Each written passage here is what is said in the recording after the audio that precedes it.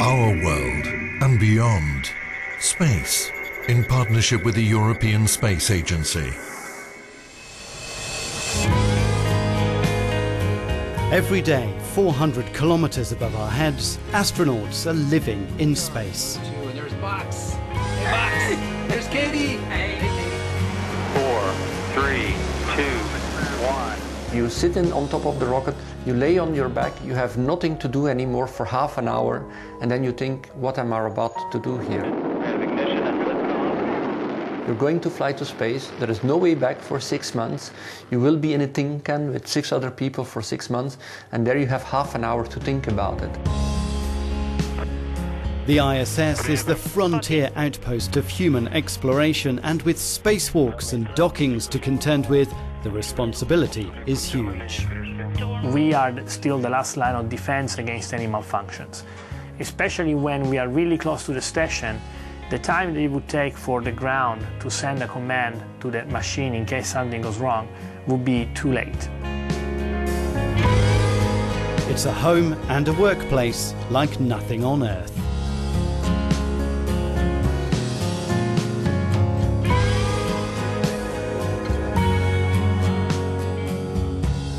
Sometimes when you close your eyes, when you go to sleep, you see a stripe or some flashes, and you know, oh, I'm being hit by radioactive particles. Your retina is hit. It happens then everywhere in your body. The beauty of a shooting star simply blows my mind. The gateway to space for Europe's future astronauts is here in Cologne, Germany. This is the European Astronaut Centre, and all astronauts heading to the ISS have to train here. Among them is recent ESA recruit Luca Parmitano. The Italian is spending 6 months of 2013 in space. One of his key tasks will be to oversee the docking of the ATV resupply ship to the International Space Station. I'm qualified as the main operator, and when ATV arrives on the station, what I do, I monitor the distance with a ruler, and making sure that what I see and what the computer thinks he sees are the same. And I also check its rate of motion so that it's not too fast and not too slow. And should something go wrong, I am the last line of defense where I can send a command to stop, delay, or completely abort the rendezvous. The astronauts are watched closely as they train and then watched as they work. If a European is in space, there's always someone here in Cologne to keep a careful eye on them. We monitor the health status of the astronauts, we monitor the technical systems that maintain the health and well-being of the astronauts on board, and that is done in this room. Astronauts on the International Space Station follow a steady, predefined rhythm of work and rest to make sure they don't get overtired. Spending 6 months in space, the biggest challenge you have is to be able to pace yourself. Of course, in the beginning you're very excited, you want to do everything very quickly, but this doesn't work. You can't maintain this rhythm for 6 months. You have to pace yourself, and you have to try to maintain a stable kind of mood, a stable type of working rhythm. The work time is approximately 10 hours, which is scheduled over the course of the day. They have 8 hours of sleep. And the remaining time is 2 hours of physical fitness and sport per day. And then there are activities put aside for station maintenance, for unexpected elements, for conferences, etc. The ISS crew's main job is to carry out science research, but they also have to spend a great deal of time maintaining the station, and that means doing some pretty mundane tasks.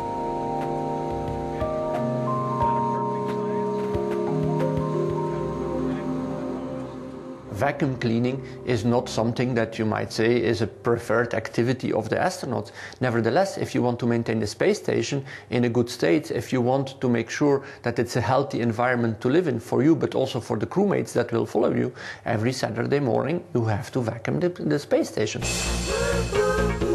For astronauts, living in space is a beguiling mix of both the familiar and the strange. Welcome aboard of the International Space Station. Shows them right.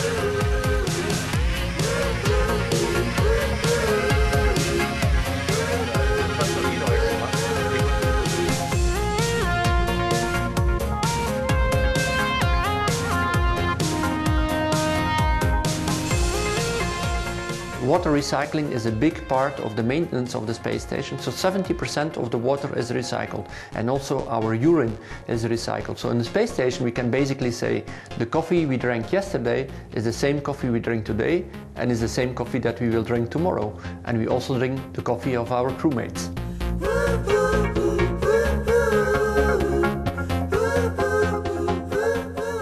Sleeping is normally a mattress, it's a blanket, it's a pillow. In space it's impossible. You would float off, your blanket would float off, you would float off yourself of the mattress. So that you cannot sleep like that. And it also doesn't matter where you sleep. You can sleep on the ceiling if you want, because there's no up and down. So what you see in space is 4 people sleeping upright, like here. 2 of the cosmonauts and 2 of the astronauts are sleeping upright. 1 is sleeping on the ceiling and 1 sleeping on the floor.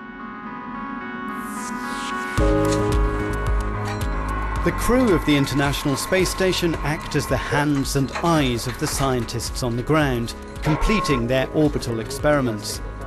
And the astronauts themselves are part of that experiment, their bodies and minds studied and recorded as we explore how humans adapt to living in space.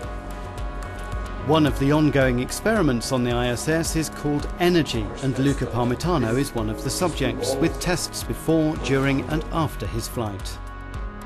So what we do here is measuring the total energy expenditure of a male astronaut on a long-term space flight on the ground and in microgravity.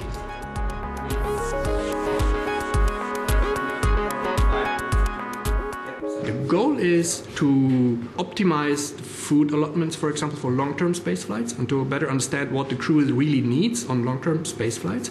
But the ground goal is, because it's a basic research, to, for example, understand the principles and the regulation mechanism in obesity, for example. The long-term vision of agencies like ESA and NASA is for astronauts to travel further into space for longer periods of time. For that reason, one of the central themes of research is to understand how our body reacts to living in zero-G. Make up for the long weekend days. If you take the forces away, if you're weightless, then the body says, well, okay, we don't need the bone anymore, let's break it down. And you see it. You see the calcium, you see going up in the urine, in the feces. You see that you lose your bone.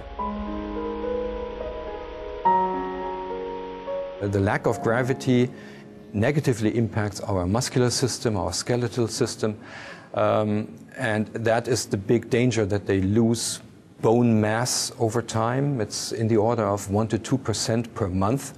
So after 6 months, you already have lost a significant amount of your bones. And that is certainly a long-term effect.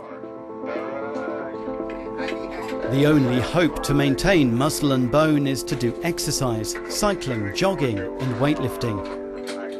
The bones of an astronaut who spends 6 months in space will take 6 months to recover. The biggest physical challenge is coming back. And of course your body adapts, so you go to space, you don't feel too good the first days, you have to adapt to weightlessness.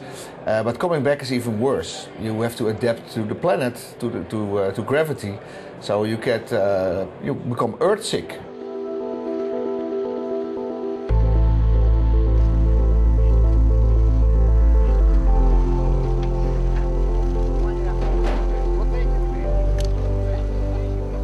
You have problems with muscle soreness. For 3 months I had muscle soreness. So all kind of small muscles that you normally use, you don't use anymore in weightlessness. I mean, we do a lot of sports, but even that is not enough for small muscles. For example, your ankles.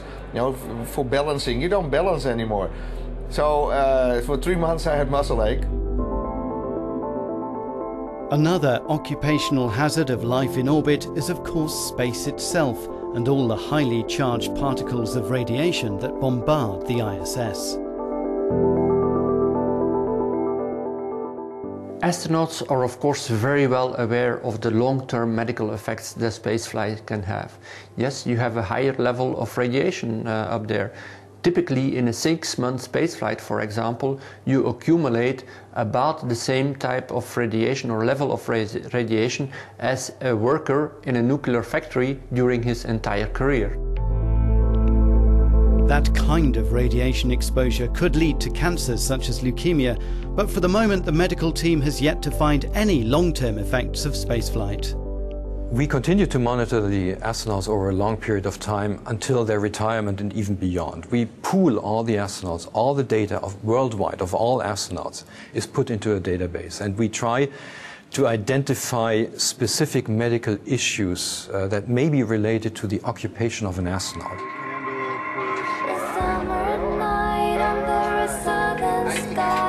It's an occupation with risks but also huge rewards, and the view from the window is out of this world.